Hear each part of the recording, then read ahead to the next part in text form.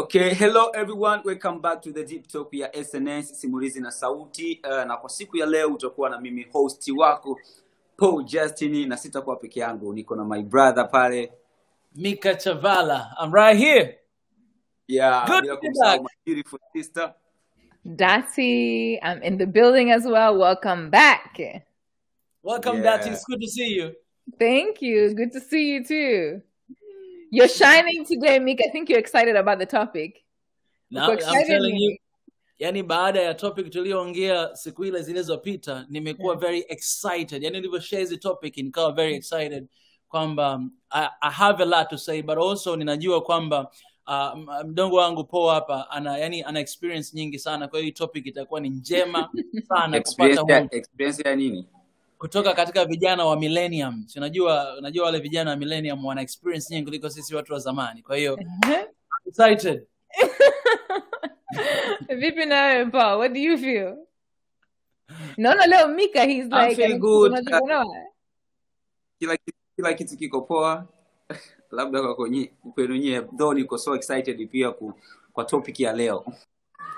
Kabla tujajump kwenye topic ya leo, labda tuwashukuru audience yetu ambao walipata muda wa kutoa comment zao kwenye ile ambayo tulifanya next wiki iliyopita. Ilikuwa moja kati ya topic moja nzuri sana. Kuna baadhi ya audience ambao walitoa comment zao.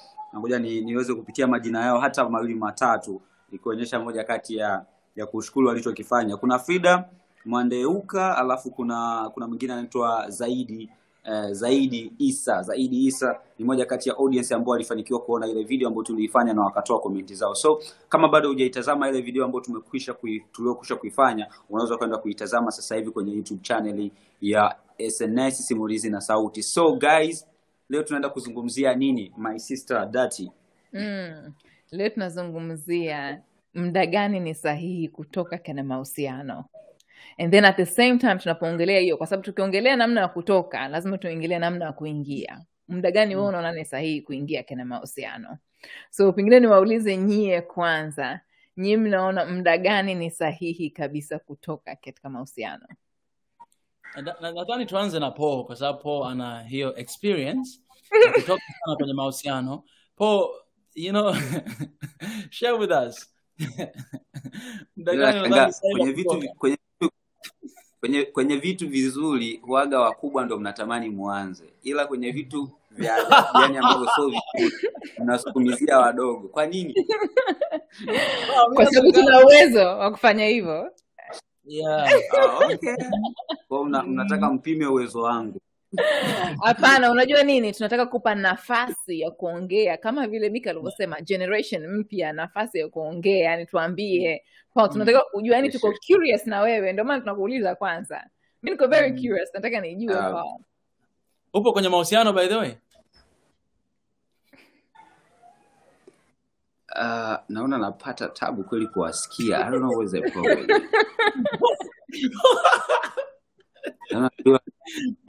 Najua ni simu yangu yani network ipo inasumbua vibaya mno kiasi kwamba like kama vile najitazama mimi mwenyewe. Okay, sawa. Ngoja niendelee na kama ulivyoniuliza my sister Dati kwamba ni wakati gani wa kuondoka katika mahusiano. Moja kati ya factor ambayo naizingatia mimi ni pale mawasiliano yanapokuwa hayafanyi kazi kati yangu mimi na yule mtu ambaye nipo naye kwenye relation. Kama hakuna mawasiliano mazuri baina yangu mimi na yeye, then that's the exact time ambapo mimi naona ni wakati wa kutoka katika mahusiano. Factor nyingine ni pale ambapo tunapokuwa na lugha tofauti, like tunazungumza lakini tunashindwa kuelewana. Hiyo kitu nikishaona dalili ya kitu hicho kwa muda mrefu, naona kabisa kwamba this is not the exact time ya mimi kuwa katika relationship. So hizo ndo factor mbili ambazo mimi nazizingatia hasa. Sasa mimi nikuulize, muda gani unaona, kwa sababu unasema okay hamuelewani, right? Kwa mnaongea lugha tofauti. Wewe unasema apple, yule mwingine anasema orange, right? Yote ni matunda lakini is a little bit different. Mnakuwa hamuelewani, right? So hii ni factor moja. Na pia mkiona kwamba hamuongei kama hamna ile connection like before, ama mahusiano, like you're not talking the way you used to.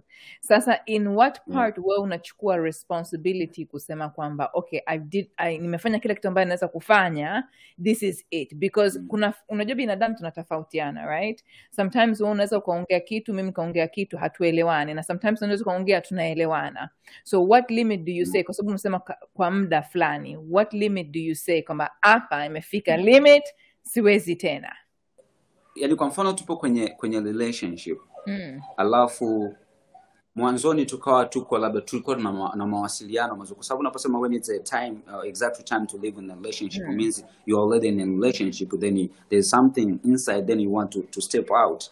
Kwa kama nilikubaliana tukawa kwenye mahusiano, means kwamba niliona kwamba kuna communication, kuna kuelewana kati yangu mimi na wewe.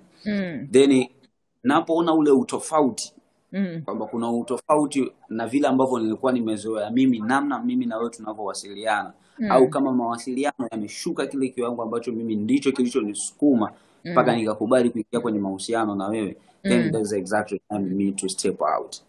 Kwa muda gani? Kwa hiyo ikitokea kwa muda mwezi unaondoka, kwa wiki, mwaka, like what's the limit? Kwa sababu kukosa kuelewana, hiyo ni lazima katika mahusiano, hiyo ni lazima. Yani itafika sehemu kwamba wewe utaongea hapo, mimi nitaongea orange, wewe utaongea hichi, mimi nitaongea hichi, right? Kwa sababu sisi ni binadamu, tunapenda kuwa right, hata kama tunaona tumekosea, tunapendaga kuwa right? Kuna ile ego in a relationship, afu inaweza kaendelea. So what is your limit? Tunataka kujua, is 1 month, 1 week? Yangu ni kwamba usikimbie swali, jibu swali. Naposema kwamba tunaposhindwa kuelewana, simaanishi kwamba haya mambo hayapo au sielewi kama yapo kwenye mahusiano. Najua kabisa kutokuelewana kwenye mahusiano ni kitu ambacho ni lazima, kwa sababu sote ni wanadamu. Lakini kuna ile kuzidi, yani kutokuelewana kuliko pindukia. Like kwamba naona kabisa like ndo yamekuwa maisha yetu sasa. Unajua kuna wakati mwingine ukiwa kwenye mahusiano, like unaona kabisa kwamba okay, yani maisha yetu, everything that we are doing hatuelewani. That's the exact time mimi tusema nimesalenda. Kujibu swali lako, mimi wakati sahihi wa kutoka kwenye mahusiano ni wakati ule ambao unajikuta kwamba unatumia nguvu nyingi sana kukaa kwenye mahusiano. Wakati ambao unatumia nguvu nyingi kupita kiasi, yani wewe unakuta kwamba yani lazima upige kila siku, unaona, lazima sio text sio kila siku, lazima sio ufanye hivi na hivi, yani kuna ile hatua unafika unafanya vitu kupita uwezo wako. Yani wewe mwenyewe unajisikia uncomfortable. Yani wakati mwingine unajisikia uncomfortable kufanya hivyo, lakini unataka kufanya kwa sababu unataka tu kumkeep yule mtu. Hapo unakuta wakati mwingine unakuta kwamba interest iko tu upande mmoja. Yani hizo zinatokea sana. Unakuta kwamba yani unajari sana wewe mwenyewe, unaona, yani hadi unajisahau mwenyewe, lakini don't get anything in return. Najua hatufanyi ili tupokee kwa watu watufanyie tena, unafanya kwa moyo, lakini hata hiyo pia ina kiasi, kwa sababu unaweza ukapoteza all of your energy alafu kabakia peke yako. Sasa mtu ambaye upo kwenye mahusiano yake ni mtu ambaye nipe nikupe, yani ni mtu ambaye anakupa energy and also she takes energy away from you.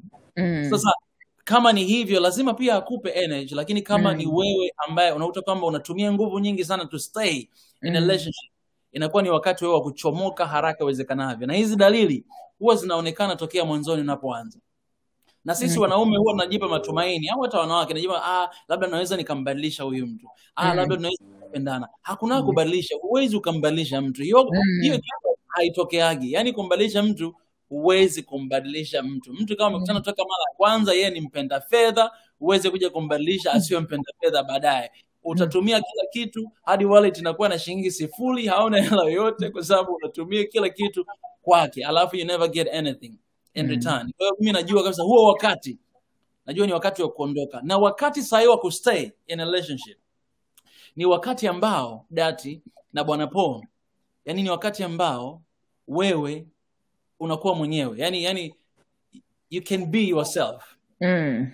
Like you don't have yani hauhitaji kuweka mask. Yani hauhitaji kuweka mask to pretend to be someone else. No, yani unakutana na mtu, you can be yourself, you can joke, you can laugh. Yani unaweza hata kupumua.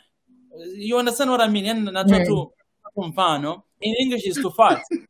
To fart. Yeah, to Oh, fart. okay, I got you.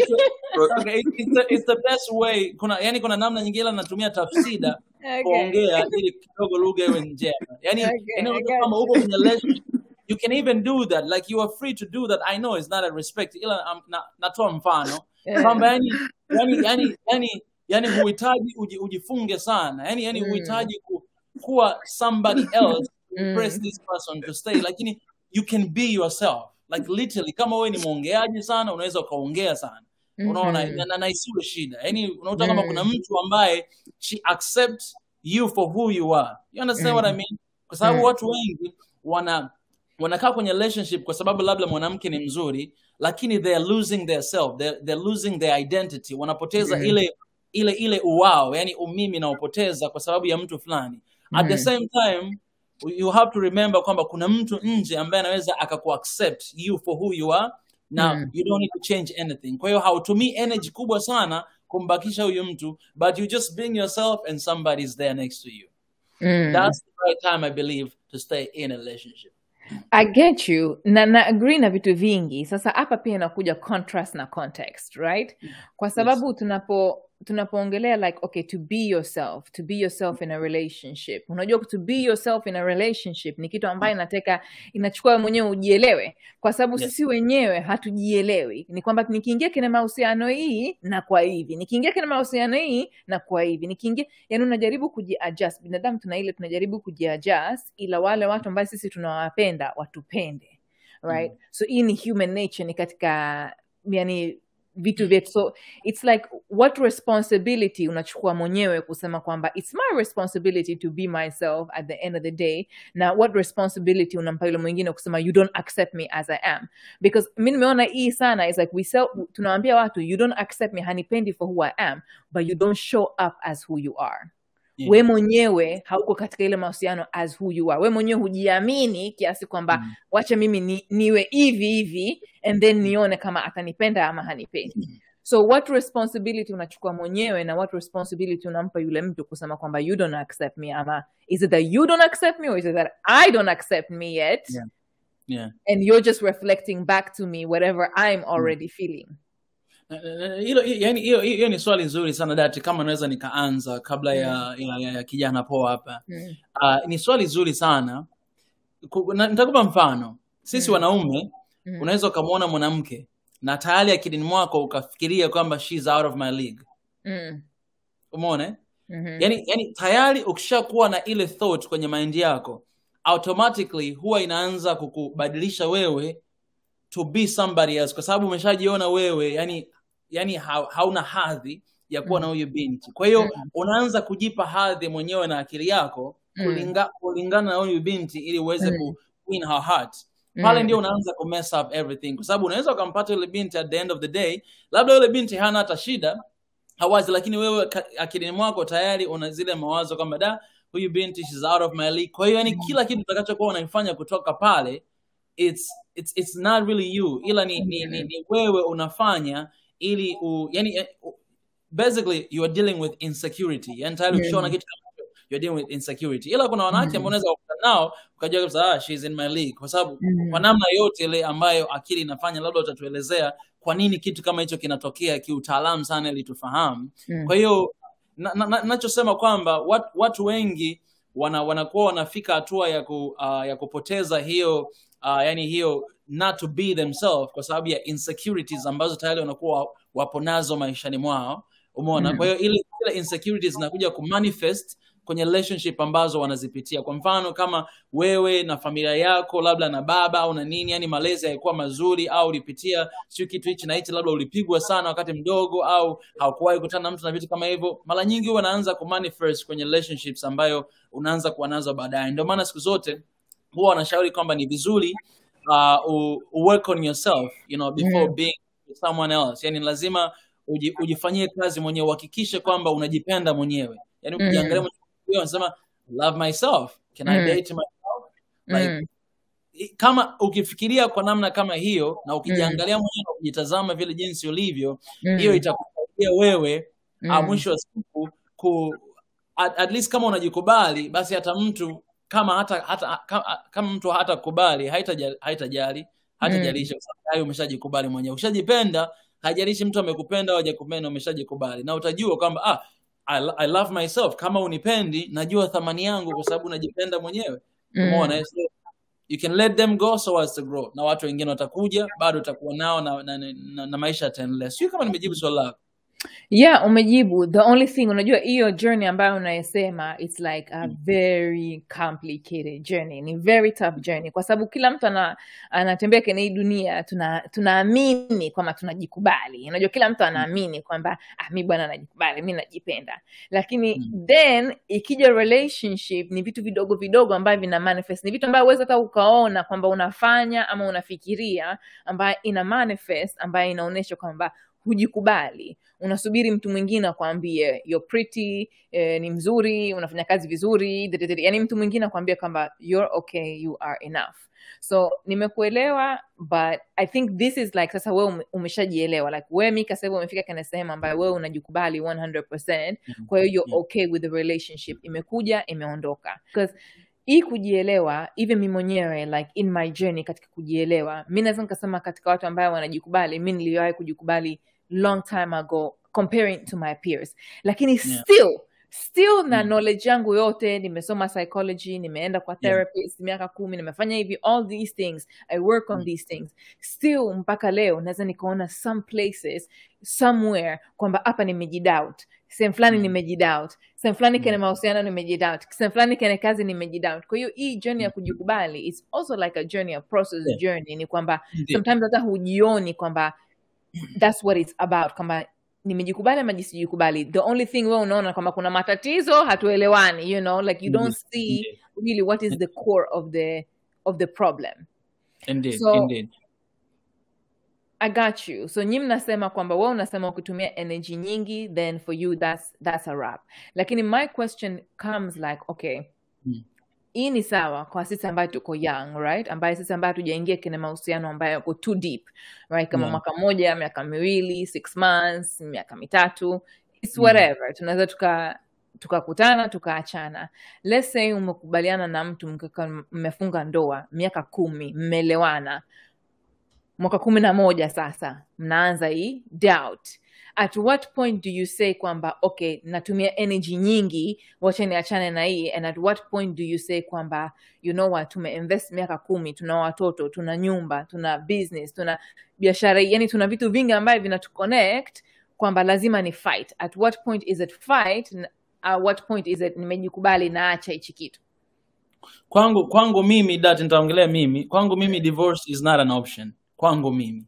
Na ndio maana niko tayari kuchukua as long years, yani miaka mingi possible, kabla sijakutana na yule mtu ambaye nataka ni muoe na tuwe tuna familia, kwa sababu hiyo ni hatua nyeti sana, na ni hatua ambayo mnajenga ofisi, yani kama mnajenga nchi vile, na mtu na familia na mnaenda vizazi hadi vizazi, mtakuwa na wajukuu watakuwa na bibi na babu na vitu kama hivyo.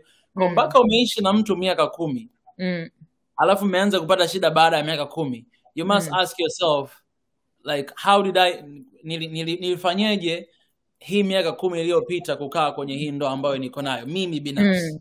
Kwa sababu siku hizi, Dati, tukubaliane tu, hii culture ya divorce ambayo ipo, imekuwa ni kama trend. Yani mtu anaweza akaingia leo akatoka mwezi ujao, unaona, akaingia mwaka huu akatoka. Sikatai kwamba unaweza kukutana na vitu ambavyo hujawahi kuvikuta, lakini nadhani kuna kukurupuka kwingi siku hizi zaidi ya zamani. Zamani mambo kama haya hayakuwepo, ila siku hizi watu wanakuwa na motivation mbalimbali. Labda wanamuona mtu ana hela, wanataka tu kuoana, ila kisha anaanza kuona character, anaanza kurealize kwamba kumbe for me money doesn't really matter, character matters a lot.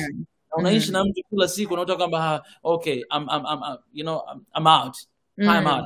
Umeona? Sasa vitu kama hivi ndio maana siku zote lazima, of course, kabla hujaona na mtu au kwa lazima mfahamiane kwa muda mwingi. Mimi binafsi nataka nifahamiane na mtu kwa muda mwingi, kwamba umfahamu mtu ndani na nje. Ndio maana nataka I want to feel myself, yani nijionyesha mimi myself jinsi nilivyo na yeye jinsi alivyo, ili kwamba kama tunakubaliana kwamba naweza nikakubaliana na weaknesses zako, twende pamoja. Lakini za mwisho wa siku kuna vitu ambavyo haviwezi kukwepeka. Mmeishi miaka 10 na unakuta kwamba kwa mfano kwangu mimi, yani kama ni case kuhusu being unfaithful, hiyo ndio case ambayo imehalalishwa kwamba mtu yani hapo yani mnaenda njia tofauti, yani kwamba ni unfaithful, mnaenda njia tofauti. Ila kama ni vitu vingine tu vya ndani ambavyo yani umeshaishi na mtu miaka 10, yani kuna vitu vingi sana of course imekutana. Kuna wakati unafika of course mnaweza hadi mkachokana, lakini sasa ndio vile inabidi. Kwa mfano wewe unaweza kutupa ushauri hapa, kuna vitu kama therapist, unaona yani kupokea mawazo mbalimbali, kwenda na huyo mpenzi wako, huyo mpendo wako wa miaka 10 na mna watoto, things out together, unaona. Kama ni matatizo ya mwili, basi mna work out together to make sure that you stay fit, unajua yani mmekaa vizuri, yani sijui yani mimi hivyo ndio naweza nikasema. Kwa mwingine anaweza kana tofauti, ila kwangu ni miaka 10 ni miaka mingi kuwa na mtu, na kuangalia nyuma kama sio tu mambo ya unfaithful, yani inakuwa ni ngumu sana. I think hapo umeongea like vitu ambaye is super crucial, especially naingiliana pia na topic tuliyopitia, because hapo umesema like okay, kufunga ndoa na mtu like inategemea sasa ndoa unaichukulia vipi, ama mahusiano unaichukulia vipi, relationship unaichukulia vipi. Kama unaichukulia serious, kuna watu wengine wanaamua hawafungi ndoa, wanakaa tu milele na milele, na watu wengine ambao wanaamini like okay, tuseme mahusiano ambayo yako serious, katika hiyo mahusiano yako serious tunachangia pia ndoa. Okay, so mahusiano ambayo yako serious, kama unachukulia mahusiano yako serious, ni lazima uelewe kwamba you're building a foundation. It's like you're building a nation. Ni kwamba unajenga kitu ambayo is super complicated kujenga. Ni kwamba lazima tuelewane, who is my co-creator. Maka inakuwa kama co-creator, ni wewe unajenga na mimi najenga, right? Sasa hapa tunaongelea watu ambao tuko na options. Kuna watu wengine ambao hawana options. Kuna dada zetu wengine pengine wanafungishwa ndoa and then it's you ndo unakwenda. Lakini tuseme kama uko na options, right? Ni muhimu kuelewa kwamba huyo mtu ni co-creator wako. Kwa hiyo lazima uchukue muda wako kumuelewa ni nani. Ni kama unavyosema tunaweza tukathamini kitu kama mimi nimethamini pesa, ama mimi nimethamini status, ama mimi nimethamini yuko popular, ama mimi nimethamini ni bin fulani kutoka familia fulani, lakini hujamuona character, hujamuona tabia ya mtu. But nevertheless, tabia ya mtu pia is not a mountain. Tabia yako pia inaweza flex. Sisi ni binadamu, tunaweza tukabadilika. Umekuja kusema kitu, and in this pia nataka kusema with the episode iliyopita, sasa namna kumuona mtu like we said, unapohold ile cookie, unapotoa ile sex, right? Ni kwamba hatuna tena ile sexual chemistry, hatuna ile kuvutana, right? Because ile kuvutana pia sisi ni binadamu, tunaweza tukaenda na hisia zetu and then tumeingia kwenye mahusiano and then tumezaa mtoto and then ndo tupo hapo tayari, you know. So unapotoa hii equation, unapotoa kabisa conclusion, say nataka nimuelewe huyu mtu ambaye yuko mbele yangu ni nani, you know, 100% who is this person, because this is going to be my co-creator. Ndo maana nikawaambia in the last episode, hold your cookie, because as ukishaanza kufanya hivi vitu, your judgment inakuwa clouded, you know. Inakuwa kidogo kuna vitu vingine ambavyo vinakustopisha. There's something ulisema hapo kwamba mtu akicheat inamaanisha you go separate ways. Unaamini kwamba mtu akicheat ni hapo for you it's a done deal, yani it's a wrap? Yeah, for me it's a done deal, kwa sababu mtu akicheat once they're gonna cheat again. Na mtu mpaka cheat, ile cheat ni end product ya vitu vingi sana vilivyotokea. Yani kucheat sio tatizo lilishaanza zamani kule nyuma. Yani kwa nini umecheat? Sasa ile kwa nini umecheat, inaweza kaa kama miaka au miezi tayari yule mtu alishapoteza interest kwako, au yani yuko pale lakini hakuepo pale. Sasa mtu kama huyo, for me I cannot trust that person again, kwa sababu nimekuja kuona end product ya kila alichokifanya, lakini tatizo lishatokea zamani. Sasa kama naishi na wewe, ni mke wangu, you can be honest with me. Whatever reason that has been going on in our relationship, then yani siwezi unajua siwezi nikakukubali tena tuendelee tu maisha yaendelee kama kawaida. No man, life is too short. Maisha ni mafupi, na hizo pressure na kuishi katika hiyo doubt, kwa sababu kuanzia sasa hivi nitakudoubt. Na wewe unafahamu Dati, ukishakuwa na doubt, relationship is over. Yani ukishakuwa na doubt, yani walk away, kwa sababu doubt ni mdudu mbaya sana. Yes, wote tunakuwa tuna mashaka, tuna worries, ila ukishaanza kudoubt kwamba huyu mtu kanifanyia hivi, yani unaweza ukaanza hadi kuanza kucheck phone kwamba okay uko wapi sasa hivi, na unaanza kutrack hayo unaongea na nani. Sasa hivyo vitu kwa nini ujipe stress vitu kama hivi? Labda kama huyu mtu aisee nimempenda sana, yani sana, kwamba hata akifanyeje ninakuwa kama nimekufa nimeoza, nakuwa kama bushoke. Sasa kama ni hivyo kama ni hivyo, hiyo nyingine nadhani nahitaji msaada pia. Sijui huyu binti alinipa nini mpaka niwe bushoke.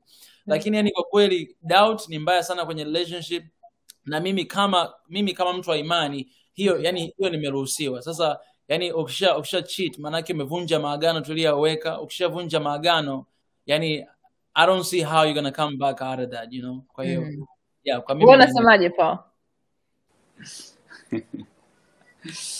Paul, did you have the experience? Na? Did you have that experience? Experience ya Mtu kukucheat. Yeah, sure.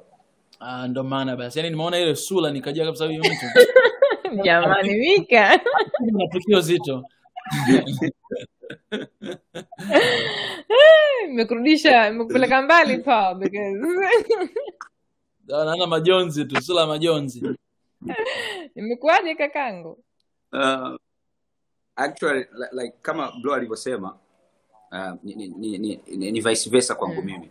Mimi nahisi sio hata tu kucheat, like mimi ni mtu ambaye nikiwa kwenye relationship nahisi, sio niseme nahisi au ndivyo ninavyoamini kwa mtazamo wangu ninavyoona, like mimi ni mtu ambaye na uvumilivu mkubwa sana.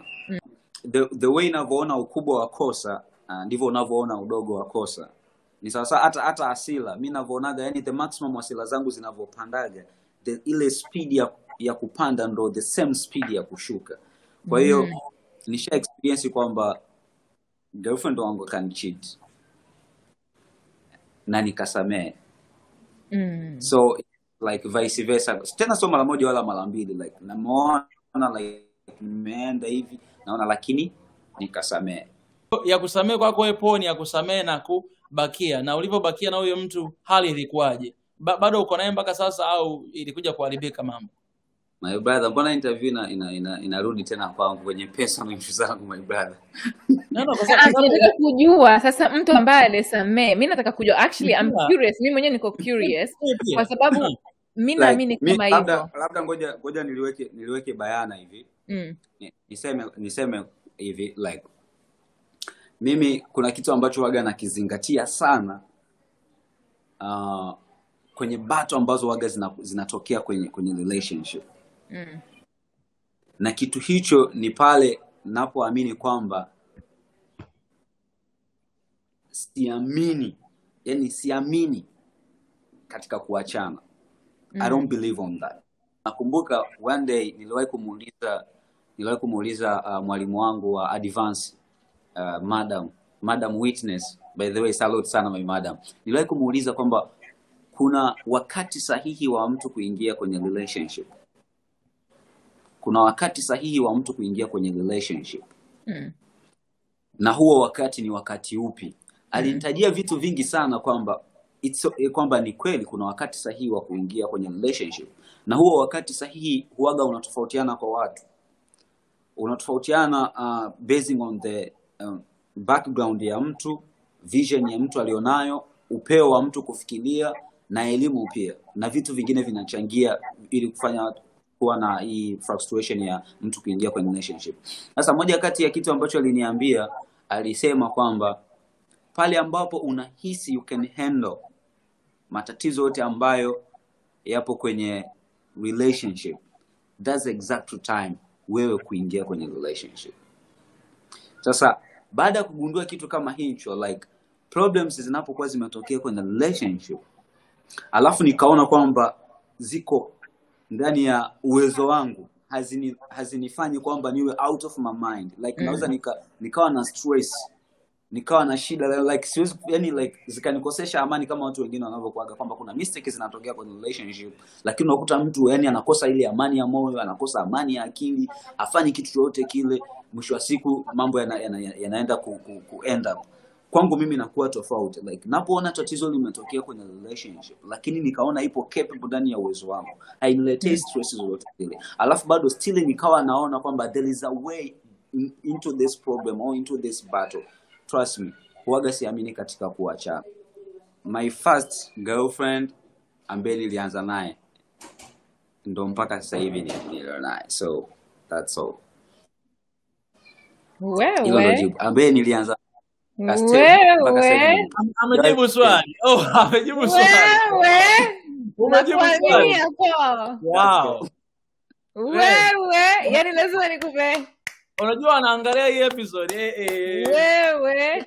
Kwanza huyo mwanamke, my sister, I hope you understand that you have a 1 in a million type of guy. I hope unajielewa what kind of guy uko naye hapa sasa hivi. Like, Paul. So okay, I'm a little bit in both sectors. Na niko mimi nakuelewa Mika, like I think mimi kama mimi binafsi, I think it would be a little bit hard kumeza ile because kuna vitu vingi ambavyo vimevunjika, so it's now like you have to rebuild. Lakini you can never say never, right? Mimi sijawahi kuwa kwenye mahusiano na mtu for 15 years tukazaa watoto, pengine wajukuu anakuja, like huwezi jua, maisha ni marefu, right? So huwezi jua nini ambaye kinatokea. But even like I listen to, mimi nasikiza ma psychologists wengi, I listen to a lot of studies, and kuna doctor fulani ambaye ana specialize in kucheat and stuff like that, waga namsikiliza na yeye anasema kama wewe Paul, it's like for some people it's not do or die. It's not always kwamba ukicheat that means it's the end of it, right? Waga nasemaga hivi, both have to be committed, both have to be equally committed kusema kwamba mimi nitaweka effort ya kujenga trust, because kama ulivyosema ukisheka doubt inachukua energy nyingi sana ya kurudisha ile trust, right? Kwa hiyo ina take patience kwa wote wawili, yule leo cheat na yule leo kwa cheated. Yule leo kwa cheated hawezi kusahau, na yule leo cheat waga mara nyingi anapenda, si nishasema samahani, nisha blah blah, anapenda usahau haraka. So there has to be patience on both end. Kwa mimi nitasahau haraka na wewe uweze kusahau haraka, kwa hiyo lazima tuende mdogo mdogo. Yule mtu lazima aelewe kwamba you have to earn back my trust, lazima tuijenge tena upya, right? Kwa hiyo there has to be that kind of commitment. So I would say personally for me, hapo sasa, when do I leave a relationship? When do I know a relationship is a wrap for me, right? I think is a point pia mlosema, like kukosa kuelewana, when you're speaking the wrong language, when you're putting too much energy into it. But I think the first thing kama nilivyosema ni muda gani unaingia kwenye mahusiano. Watu wengi tunatumia mahusiano yetu like a measurement that I am enough, like you said Mika, like kwamba ile mahusiano ndo kama ina validate kwamba kuna mtu ananipenda, kuna mtu ananifikiria, kuna mtu ananijali, kuna mtu yani kama unachukua identity yako kwa yule mtu mwingine, right? Unapochukua identity yako kwa yule mtu mwingine, that means you're at the mercy kwa yule mtu mwingine, right? That means yule akikupeleka left wewe unaenda left, yule akikupeleka right wewe unaenda right. Wewe huna msimamo as you and you, right? Na unakuwa hujielewi wewe kama wewe ni nani. So for me, for example, nichukua muda mwingi kujielewa mimi kama mimi ni nani, which means mimi nikikaa peke yangu bila mahusiano, where is my happiness level? Is it that niko so unhappy natafuta ile relationship inifurahishe, ama nishapata happiness yangu? This is really really important, kwa sababu unajikuta hujielewi, hauko happy wewe kama wewe, unatafuta relationship kufanya happy. Unfortunately binadamu tuna mapungufu, that means yule atakufanya happy only for a very short time, alafu binadamu tunaanza nivute huku, kwa nini ulisema, kwa nini ulifanya, kwa nini hivi, you know? I think another thing pia is like, okay, before unaanza kuumiza kichwa chako kuhusu mahusiano, is this worth saving ama niondoke, right? There's certain things, kama me for example in my program I take my clients through personality. Ni kama ulivyosema Mika, kumwelewa binadamu wenzako, characteristics za yule binadamu. Kuna characteristics za binadamu wengine ambaye ni wako hivyo, huwezi kuwabadilisha. So you have to understand characteristics ya yule ambaye uko naye, what kind of character yuko naye. So that's before you decide, okay, should I leave or should I stay? Because if you're dealing with somebody, for example, narcissist, ambaye na personality disorder, there is no way kwamba mtakuja kuelewana at some point or another. Like they thrive on conflict. Conflict is what makes the relationship go for people ambayo wako na personality disorder, because pale ndo wanapochukua energy. Wewe unapokasirika, yeye ndo anaona huyu mtu ananijali, right? Yeye anaichukulia vingine, anachukulia kama umenipa energy yako, that's a supply kwangu mimi. So lazima ujue yule mtu ni mtu ambaye pengine yuko na hii kitu ambaye anataka kuvuta energy yako, personality disorder, ama is this a normal stable person character. The second thing I would say ni kwamba okay, nikishakaa na huyu mtu for a while, tuseme nimekaa naye mwaka ama nimekaa naye 10 years, whatever niliokaa naye, niangalie if I could just copy and paste another 10 years or another year exactly like the way it was ilipopita, exactly these 10 years or this year, if I can get exactly the same, nasema mazuri mengi ama mabaya mengi, like do I want the exact same thing again? If the answer is no, if the answer is namtaka huyu mtu lakini kwa akifanya hivi, akibadilika hivi, akifanya hivi, then it's no, because ingekuwa kubadilika kufanya ingekuwa shafanya, right? Ingekuwa tushafanya. Lakini if I can get the exact same thing, nikasema you know what, sometimes binadamu tumekosea tu step, tumekosea hapa, tumekosea pale, I can see that, na mimi nimechangia hapa, nimechangia pale, then I can see that, na naweza kukubali. Lakini if it's the same thing and I don't want the same thing, nataka kumbadilisha yule mtu, then for me it's a wrap. I think also another thing for me ni kwamba I believe kwamba the most important relationship ambayo uko nayo is the relationship you have with yourself.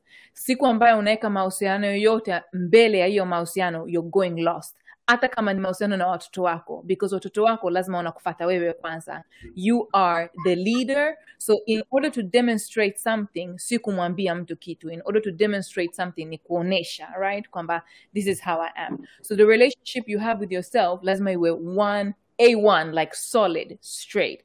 What does that mean, the relationship I have with myself? Unaposema, like you said, Mika, lazima ujielewe, ujipende, right? Kene hii journey ya kujipenda, it's complex, because mara nyingine unaweza kujikuta unajikubali, mara nyingine ubinadamu tunaweza tukajidoubt, right? I think watu wanatumia energy nyingi. Nimwache, nisimwache, nibaki, niondoke, niende, you know, all this energy you don't have to put into it. All you have to ask yourself is, najipenda, yes or no? Nimeweka relationship between me and me first, yes or no? Okay, if it's no, then so lazima ujali relationship ile. Kwanza focus na hii relationship uliokuwa nayo mwenyewe. If it's yes, then jiulize, right now, how am I demonstrating? Najionesha mapenzi. Okay, how najionesha mapenzi, right? How is this showing up in my relationship? How am I requesting that love kwa yule mtu mwingine? How is that person showing me love or not love, right? So once I know, because napojionyesha mapenzi, that means huwezi kuongea na mimi unavyotaka, huwezi ukanifanya unavyotaka, huwezi ukaja ukaondoka unavyotaka. Like there's certain things just you cannot do, because najiheshimu na najipenda na najithamini, right? Kwa hiyo vitu vingine naweza nikaona, unajua ukifanya hivi vitu vinanivunja moyo na haviniki kene amani, so I cannot coexist na hizi vitu, right? Because mimi ndo namreflect yule mtu how to love me. Naambia always my client, nasema mume wangu anifanyia hivi, mume wangu anisaidie hivi, mume wangu anionyeshe mapenzi, mume wangu ongee na mimi vizuri. Namuuliza, okay, wewe unaongea na wewe vizuri? Wewe unajisaidia vizuri? Wewe unafanya hivi vitu vyote vizuri? Because you don't do all these things to yourself, kwa nini mume wako afanye? It's unloving to ask somebody else to do something for you that you cannot do for yourself. So what advice do you guys have for people when it comes to stay or leave? Mi nadhani advice ambayo naweza kutoa, nadhani I always say this, the moment you stop learning you stop growing. Yani tukisema kwamba lazima tujifahamu wenyewe, yani nijifahamu kama niko vizuri sasa, I need to be ready to date, alafu naenda ku date, inaweza isitokee kwa sababu we are progressing. Ila naweza nikashauri kwamba watu matured sio watu ambao wanafahamu kila kitu, ni wale watu ambao wako tayari ku learn. Unapoingia kwenye relationship lazima ujue kwamba ni mtu mwingine na wewe utakuwa na makosa yako, vitu ambavyo hata hujawahi kuviona yule mwenzako ataviona. Kwa hiyo instead of kumwangalia yule mtu kama ni mtu ambaye unatazama tu kibaya chake au nini amefanya wrong, lazima umwangalie yule mtu kama kioo pia. Ni mtu ambaye anakusaidia wewe to grow. Kwa lazima uwe na mtu ambaye atakusaidia wewe ku grow, mtu ambaye ata point to udhaifu wako na wewe utakuwa ni mtu ambaye unasikiliza, lakini sio vyote vya kuchukua. Vingine unaviacha, vingine unachukua ambavyo vitakusaidia. Kwa sababu kuna watu ambao wanaweza kuwa nao kwenye relationship wanakandamiza tu, wanakufanya usionekane. Kama ni mwanamke anakuambia acha kazi yako, nataka wewe unanipikia sababu kama hivyo ni vitu vya miaka 70 iliyopita. Lakini kama ni mtu ambaye anakupush, yani anakuinua, yani ulikuwa uko mahali fulani lakini unahisi kabisa kuwa na mtu huyu unahisi kama anakupush kuelekea eneo fulani la juu, ni vizuri. Na kwa si wanaume, kwa sababu tuna ego kubwa sana, ni vizuri tu tuna open plane, kwa sababu kimsingi nikiongea kwa wanaume wote, 99.999 wanawake huwa wanakuwa right all the time. Ile 1% ndio wanakuwa wrong, kwa sababu ya instinct walionayo. Instinct wanaume hatuna. Wanawake wanaona kitu kabla hakijatokea, yani wanahisi tu hata wafahamu. Na sisi wanaume kwa sababu ya ego zetu huwa tunawaambia kwamba you crazy, tunatumia sana neno, lakini in reality yani tayari wana ile instinct, wanaona vitu kabla havijatokea. Wanaweza wakahisi tu kama unakoenda huko sina imani, hapana usiende. Kwa mwanaume ukitaka uwe successful katika business, katika relationship yako, listen to your lady.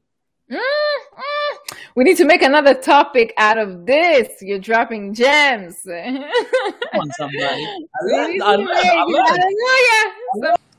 Tusiogope kujifunza kabisa. Nakumbuka session iliyoisha Dati uliwahi kusema kwamba akili ya mwanadamu ni kama muscles. The way unavyo train ndivyo inavyozidi kutanuka. Kwa na akili zetu ziko hivyo vingi kwamba hawezi kukutatiza kabisa. That's why hata my brother hapa anaona like kumsamea mwanamke ambaye amemcheat, it's really hard to him, but it's something like if you train your emotion wewe usianze mambo yako bwana, au usibadilishe maneno yangu. Kumsamea mimi nasamea, lakini kuwa naye hiyo ni jambo lingine. Kuwa naye hilo swala ni gumu kwake, lakini if akiingia kwenye viatu vyangu na akajaribu kutrain emotionally na kihisia hata mambo alishanitokea na bado nikawepo mahusiano. Hilo nasema hivi kwa sababu ya experience. Kwenye viatu vyako ni vikubwa vinitoshi. Ila najua kuna watu okay, nisimzungumzie my brother, ila naamini kuna watu kabisa no, viatu vyako vikubwa vinitosha, lakini pia vina harufu kidogo. Vinanuka. I don't want to be in your shoes, man. No, I'm telling you, one of the best shoes, it's mine. Ambavyo viatu unasikia? Wewe. Kiatu ambacho I think for me, I would say the last advice, ningesema follow the beat to your own drum. Like hapa tumeshapata example kwamba kuna two different example. What works, like it doesn't, hakuna formula moja ambaye is like the real formula. Hakuna mtu amekuja duniani akapata script akasema this is the right way to live life, right?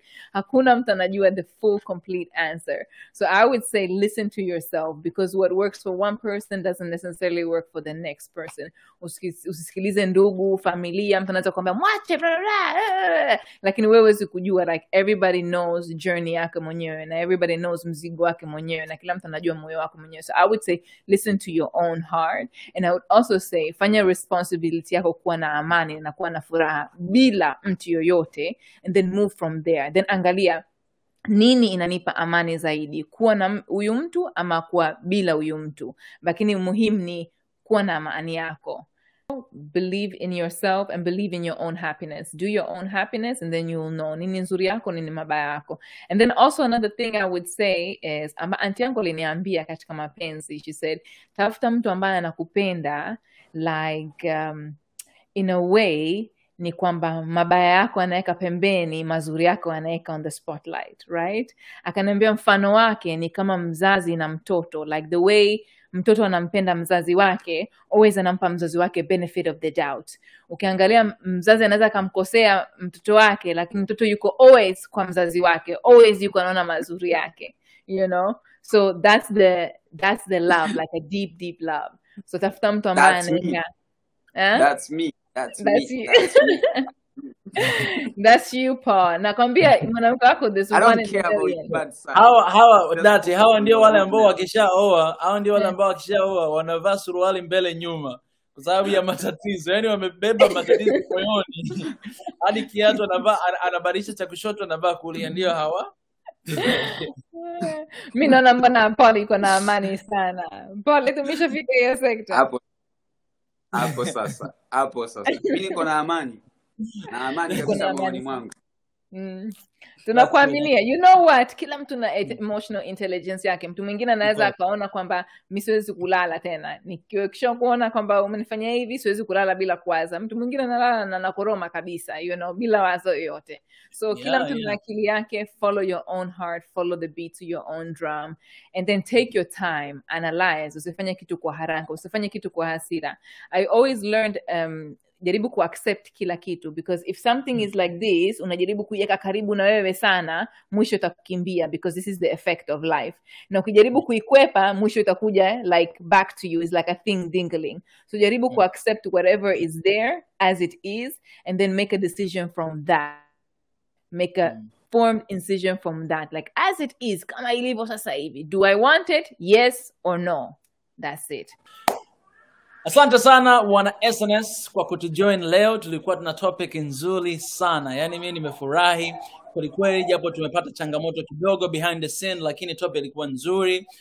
Tumemsikia kijana Paul, kijana mnyenyekevu kabisa, kijana mwenye moyo mzuri, kijana mwenye kiatu kikubwa sana ambacho kimtoshi mtu mwingine wote, ambacho kinanuka. Tumesikia pia kutoka kwa coach Dati, ametuma nondo hapo. Yani nondo kubwa sana. Ndio nimesema jamani, unataka kufanikiwa kwenye maisha au kwenye mahusiano, msikilize mwanamke. 99.999. Sawa. Hata wale wapenda fedha, msikilize mwanamke. Na Dati hapa ni mfano tosha kabisa. Na mimi pia nimetuma nondo zangu hapa ambazo sijui kama watu wamenielewa, lakini tunatamani tu mtuambie kwenye comment section. Tuambie jamani, ni kipi umekipenda tunachokizungumza, ni kipi hujaelewa, au maswali ulionayo, au mahusiano yako wewe na yule mwenzi wako aliyenaye ni vipi, na changamoto gani unapitia. Tuambie kwenye comment section. We'll be back kusoma hizo comment, lakini pia tunaweza hata tukaandaa kipindi kwa sababu ya zile questions ambazo mtakuwa mmeziacha. Kwa hiyo tunashukuru sana kwa support yenu, kwa love yenu. Usisahau kutufuata, kutufollow katika Instagram. Mimi natumia jina la Mika Chavala kama unavyoona hapo, lakini pia official Swahili Nation, Dati, coach Dati kama unavyoona hapo. Ukiandika pale utaziona account mbili zinakuja. Bwana Paul, ukiandika Paul Justine utaona right there. Nadhani profile yake pia ina kiatu, kwa hiyo itakuwa ni rahisi sana kumfollow. Jamani, nashukuru sana. Asante sana. Mpaka wiki ijayo, usibanduke, ustoke, pia usubscribe SNS. Continue to support us. We love you guys. We'll see you next time. Bye-bye. Bye. Thank you so much.